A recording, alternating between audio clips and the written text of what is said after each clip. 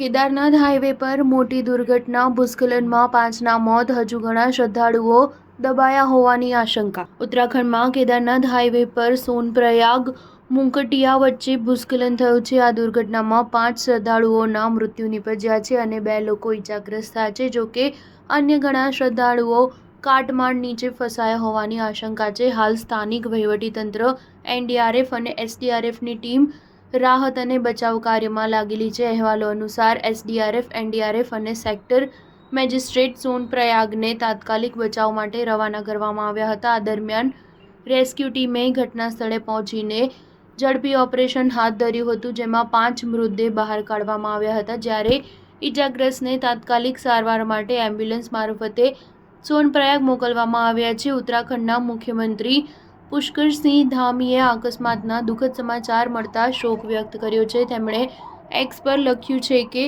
સોનપ્રયાગ મુંકટિયા વચ્ચે ભૂસ્ખલનના કારણે કેટલાક મુસાફરો દટાયા છે. હું પોતે સંબંધિત અધિકારીઓના સંપર્કમાં છું અને બચાવ કામગીરી પર નજર રાખી રહ્યો છું. હું મુસાફરોની સુરક્ષા માટે બાબા કેદારને પ્રાર્થના કરું છું. મારી સંવેદના શોકગ્રસ્ત પરિવાર સાથે છે. બચાવ કાર્ય હજુ પણ ચાલુ છે અને સરકાર દ્વારા શક્ય તમામ મદદ પૂરી પાડવામાં આવી રહી છે. સ્ટાર ન્યૂઝ 7 હંમેશા સચ્ચાઈની સાથે.